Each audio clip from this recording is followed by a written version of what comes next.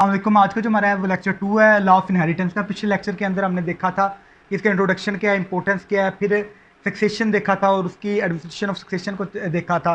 लेकिन आज जो हम चेक करेंगे वो जनरल रूल्स इनहेरिटेंस के। इनहेरिटेंस से रिलेटेड कुछ कॉमन सेंस की बातें हैं जो हमें विरासत को तकसीम करने से पहले पता होनी चाहिए। सबसे पहले हेरिटेबल प्रॉपर्टी को देखेंगे, कौन सी जायदाद है जिसको हम इनहेरिट कर सकते हैं। उसके अंदर फिर आगे हम देखेंगे कि कितने अरसे के अंदर अंदर तक अगर आप अपना हक मांग लेते हो इनहेरिटेंस का तो ठीक है, तो वरना आपका राइट खत्म हो जाता है। एक जो हमने आम सुनते लोग, किसी ने आग कर दिया अपने बच्चे को जायदाद से, तो आग की क्या कानूनी हैसियत है उसको देखेंगे। फिर देखेंगे बर्थ राइट को। बर्थ राइट ये होता है कि जनाब आपके वालिद ने किसी को गिफ्ट कर दिया, वो भी जिंदा और आप भी जिंदा, और आपने उस गिफ्ट लेने वाले पर केस कर दिया कि जनाब इससे मेरे बाप से ज़बरदस्ती कहलवा के गिफ्ट लिया और इसे मेरा हक मारा है। अब इसकी कानूनी हैसियत को देखेंगे, बर्थ राइट को चेक करेंगे। फिर प्रिंसिपल ऑफ रिप्रेजेंटेशन है, दादा पोता कानून है, वो आपको पता लग जाएगा। ट्रांसफ़र ऑफ सक्सेशनिस्ट है कि आपको भी आपके वालिद साहब जिंदा है, आपको जायदाद मिली नहीं है और आपने सिर्फ इस बात पे कि जब इनकी वफ़ात के बाद ये जायदाद मेरी है तो आप बेच दें इस अपने इस राइट को, तो इसकी कानूनी हैसियत क्या है इसको देखेंगे। एंसेस्टर है, जो अभी बंदा जिंदा है, उसकी वफ़ात से पहले ही कोई बंदा कहता है कि जनाब मैं इस जायदाद में से हिस्सा नहीं लूँगा, या वो एग्रीमेंट कर लेता है हिस्सा ना लेने का, तो उसकी क्या कानूनी हैसियत है इसको देखेंगे। और वेस्टेड इनहेरिटेंस है कि कब आपको जायदाद में हिस्सा मिलेगा, इसको देखेंगे। तो ये है 6 हमारे जनरल रूल्स हैं, इनको हम डिटेल में देखेंगे। इसके बाद जो नेक्स्ट वीडियो होगी वो इम्पेडिमेंट ऑफ इनहेरिटेंस होगी, ऐसी चीज़ें जिसकी वजह से आप या कोई भी शख्स विरासत से महरूम हो सकता है, यह हिस्सा नहीं मिलेगा उसे, वो अगली वीडियो होगी। तो सबसे पहले चीज़ देख लेते हैं हेरिटेबल प्रॉपर्टी। अब कौन सी प्रॉपर्टी ऐसी है जिसमें से आपको हिस्सा मिलेगा।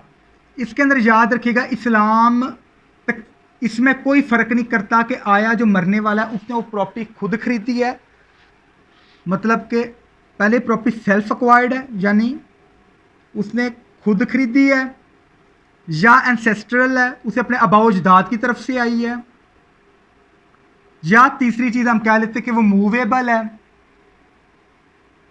या हम कह लेते हैं वो इमूवेबल। वो तमाम प्रॉपर्टी की जो भी किस्म हो वो सारी की सारी क्या है, हेरिटेबल है। इस्लाम इसमें कोई फ़र्क करता ही नहीं है कि उसने जनाब ये खुद कमाई है तो ये तकसीम होगी, जो अबाउजदाद की नहीं, कोई फ़र्क नहीं है।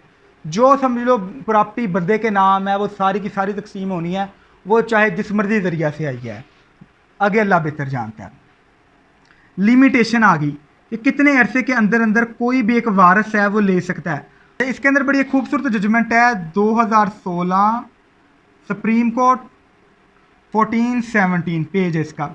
ये कहता है कि लिमिटेशन कोई नहीं है, बंदा जब मर्जी कोई वारस चाहे अपना आके हक मांग सकता है, सुप्रीम कोर्ट का डिसीजन है, लिमिटेशन कोई नहीं है। अब दूसरी बात है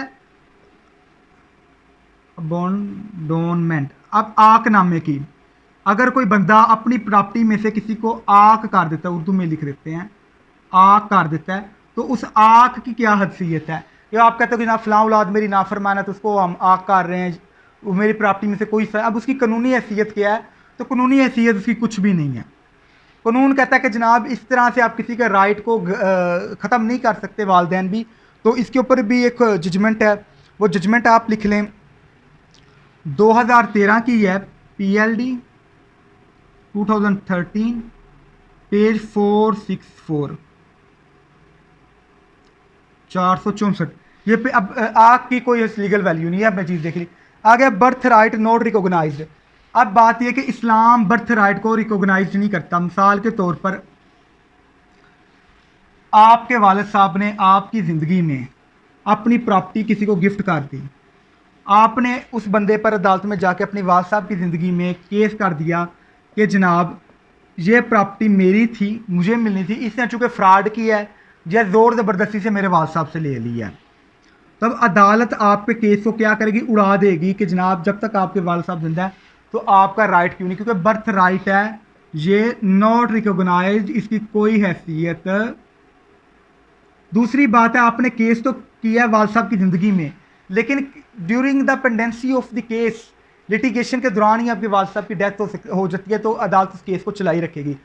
तीसरी कंडीशन ये है कि आपने वालिद साहब की वफ़ात के बाद केस की तो आप केस कर सकते हैं, क्योंकि जो बर्थ राइट नॉट रिकॉग्नाइज तब है कि जब जिसकी वो जायदाद है वो एंसेस्टर आपका बाओ जायदाद में से वो बंदा खुद ही जिंदा है, तो आप कैसे उसके बिहाफ पे केस कर सकते हो।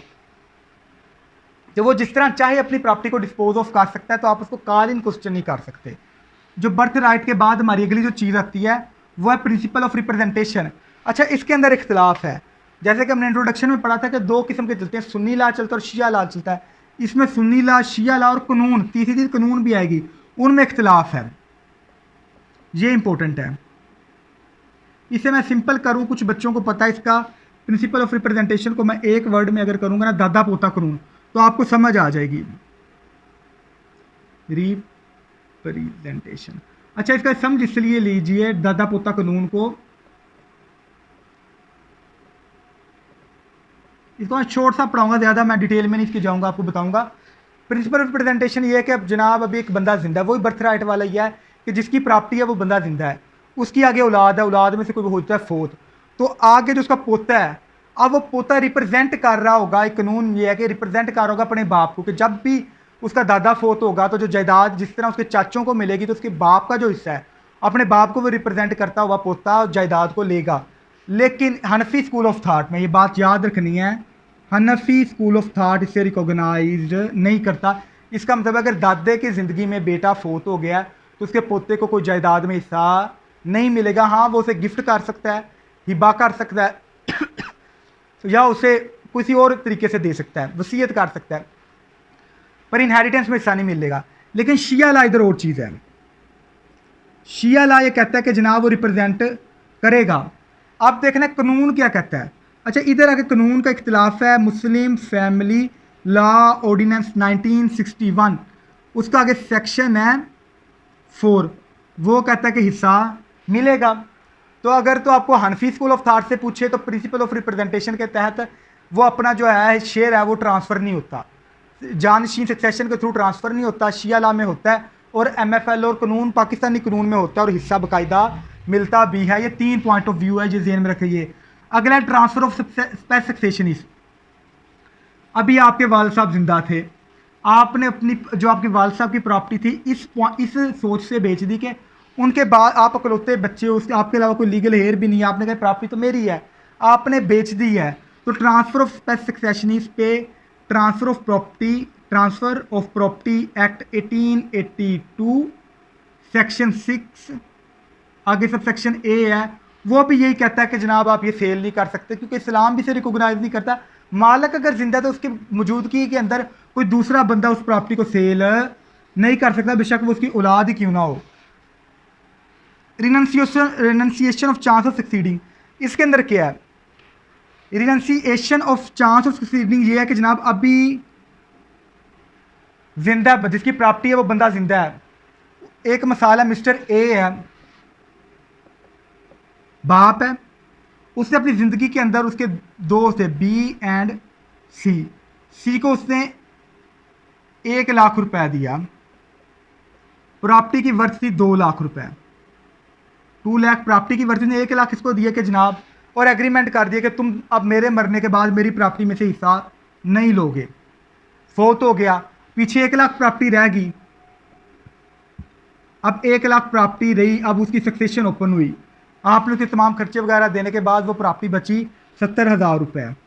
अब वो क्या 70,000 रुपये बीक हो जाएगी? नहीं। अगर ये केस करता है, अदालत में चला जाता है, तो अदालत में इसका भी उतना हिस्सा जितना इसका है, क्योंकि ज़िंदगी के अंदर ही अब वो अपने रिनाउंस कहता है अपना हक छोड़ देना, तो बेशक उसने अपना हक ज़िंदगी में छोड़ा था, एग्रीमेंट किया था, पर उसकी हैसियत नहीं है, क्योंकि उसको अभी तक वो राइट मिला ही नहीं था। जब तक जायदाद ही नहीं से मिली तो ये छोड़ कैसे सकता है? उसके बाद है वेस्टेड इनहेरिटेंस। इन सबसे मिलता जुलता एक कॉन्सेप्ट है। वेस्टेड इनहेरिटेंस ये है कि आपको इनहेरिटेंस में हिस्सा कब मिलेगा? हिस्सा तब मिलेगा जब जो है जिसकी जो जायदाद है वो आपका जो बंदा है वो फोत हो जाएगा, प्रोस्पोसिटस बनेगा, कोई डिसीज मरेगा, तो जैसे उसकी डेथ होगी उसके साथ ही आप क्या बन जाएंगे? उसके जायदाद के मालिक समझ, आपका इनहेरिटेंस में से हिस्सा आ जाएगा, और आपका जो बर्थ राइट है वो तब फर्स्ट टाइम रिकोगनाइज होगा after the death of the disease. ये थे हमारे जनरल रूल्स ऑफ इनहेरिटेंस हैं। आपके ये 6 रूल्स हैं, ये अगर आपको पेपर में क्वेश्चन आता है तो आप इसे लिख लीजिएगा। तो इसके बाद जो हमारी नेक्स्ट वीडियो होगी वो इम्पेडिमेंट पे होगी, कि वो कौन से ऐसे तरीके हैं जिनकी मौजूदगी में आपको इनहेरिटेंस में हिस्सा नहीं मिलेगा। अच्छा, चैनल को सब्सक्राइब कर लीजिए, बड़ी बड़ी शुक्रिया, मेहरबानी।